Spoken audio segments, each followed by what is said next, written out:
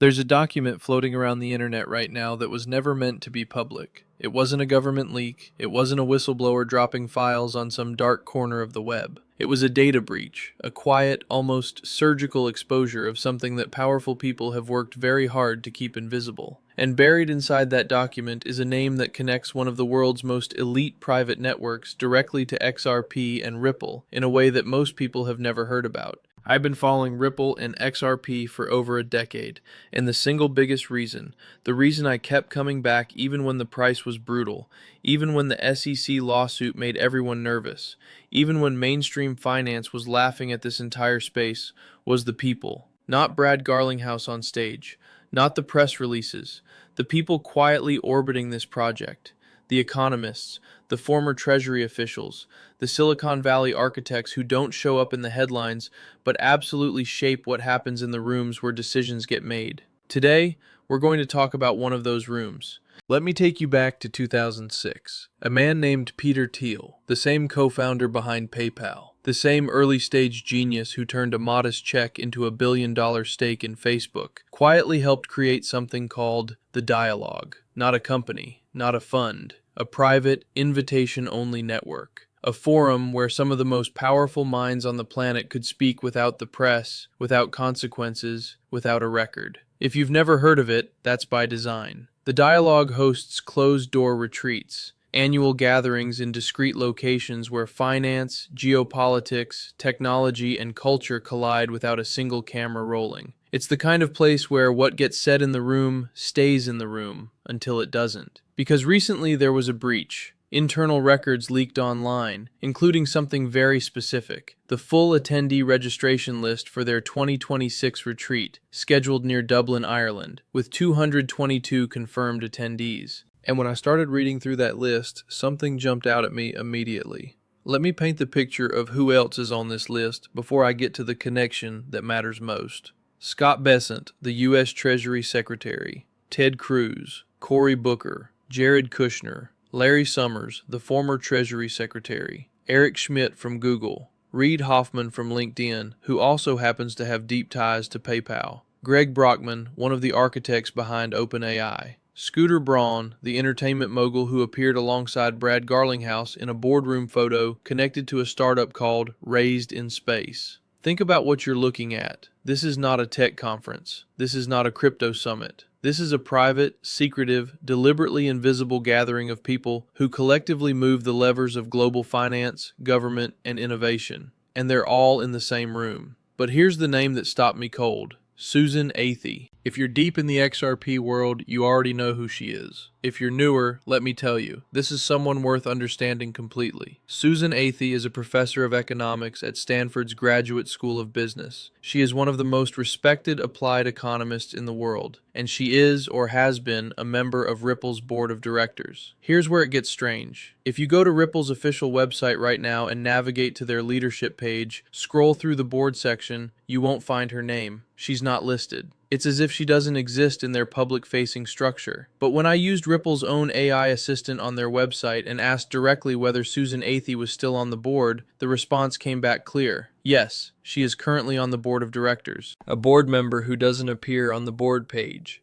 Hidden in plain sight, confirmed by the company's own AI, at a secretive elite retreat that nobody was ever supposed to know about. I want you to sit with that for a moment. Now let's talk about why Susan Athey matters beyond her title. In 2018, she co-authored what became a landmark framework for valuing crypto assets. Her collaborator on that project was Robbie Mitchnick, who now leads digital assets at BlackRock. Yes, that BlackRock, the largest asset manager on the planet.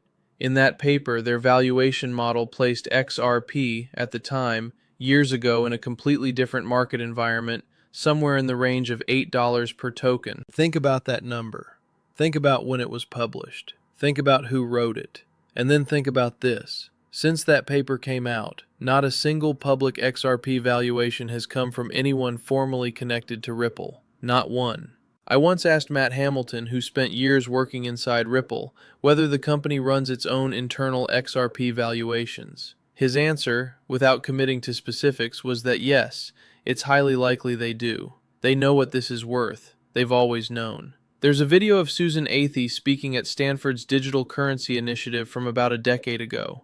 In it, she describes how she developed an economic framework around a new kind of financial ledger, one that could carry not just its own native asset, but any currency in the world. One that could enable instant value transfer across borders, across currencies, with no intermediary friction. She talks about how excited she was presenting these ideas. And then she says something remarkable. She learned that a Stanford alumnus named Chris Larsen had already built it. The XRP Ledger already existed. It already did everything her theoretical model described. So she joined as an advisor to Ripple Labs, and eventually, she joined the board. This wasn't a celebrity endorsement. This wasn't a face attached to a press release. This was one of the world's most serious monetary economists looking at the XRP Ledger and saying, "This is the architecture I was trying to describe theoretically, and someone already built it." That's not marketing. That's validation at the highest intellectual level. Now here's the broader picture I want you to hold in your mind. Peter Thiel's Founders Fund was one of Ripple's earliest institutional backers, before the company was even called Ripple, back when it was OpenCoin and the XRP Ledger was being born. Thiel himself is PayPal royalty, the same payments DNA that Greg Kidd references when he talks about who the real players in this space are. Jared Kushner, who appears on this leaked attendee list, was reportedly close friends with Ken Kurson, another name historically connected to Ripple's inner circle. This isn't 6 degrees of separation. This is 1 degree, repeatedly, across every angle you look. What you're watching is an ecosystem of trust that was built quietly over years. The same people keep showing up: former Treasury officials, Stanford economists, PayPal architects, Silicon Valley visionaries, and they all orbit XRP and Ripple with a consistency that you simply do not see with any other crypto project on the planet. I've covered this space for over 10 years.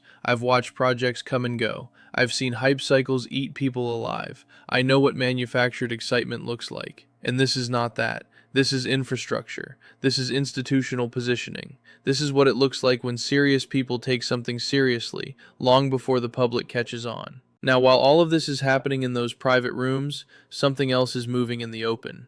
Regulatory clarity in the United States is closer than it has ever been. The Genius Act already set the foundation for digital payments, creating what amounts to a reserve digital dollar backed by short-term U.S. Treasury securities. The Clarity Act is next, designed to draw the line between commodities and securities once and for all, and bring the full digital asset framework into legitimate American financial life. Senator Tim Scott has said clearly, America cannot afford to push this innovation offshore. He talked about a window of time, before the end of July, possibly early August, for this legislation to move forward. And it will move forward, because 2 things guarantee it. First, national security. China is not waiting. Their digital yuan already has agreements with 26 financial institutions expanding cross-border reach and pushing global adoption. The people in the Senate are being briefed on exactly what that means. They understand that the currency wars of the next century will be fought digitally, and they have no interest in losing. Second, political survival. The crypto lobby is organized, funded, and paying attention to elections. Millions of dollars have already moved in Senate primaries to support crypto-friendly candidates. Senators who have watched those results understand very clearly what's at stake for their own careers. The votes will be there. Here's the thing that most people miss when they hear about stablecoins or new tokens being launched on the XRP Ledger. Every single new token that gets added, every stablecoin, every tokenized asset, every currency representation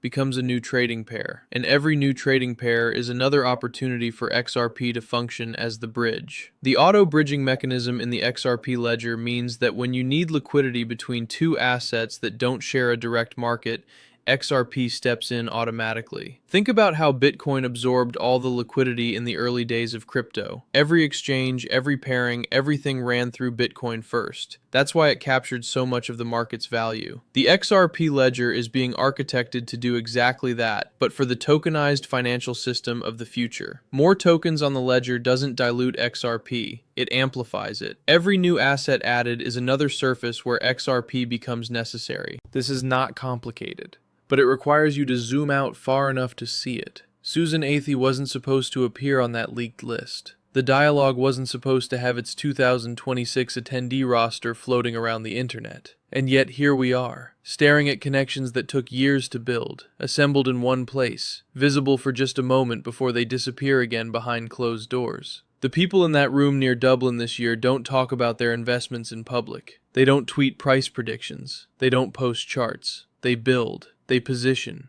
They wait. And they've been waiting on XRP for a very long time. If you're watching this and you've been in this space, keep watching. If you're new here, go back and look at the history. Really look at it. The people attached to this project have never been random. There has always been something deliberate underneath the surface. Subscribe if you want to keep pulling on these threads. Share this with someone who needs to understand what's actually happening here. We're in the middle of something that future financial historians are going to spend a long time explaining, and right now, you're watching it unfold in real time.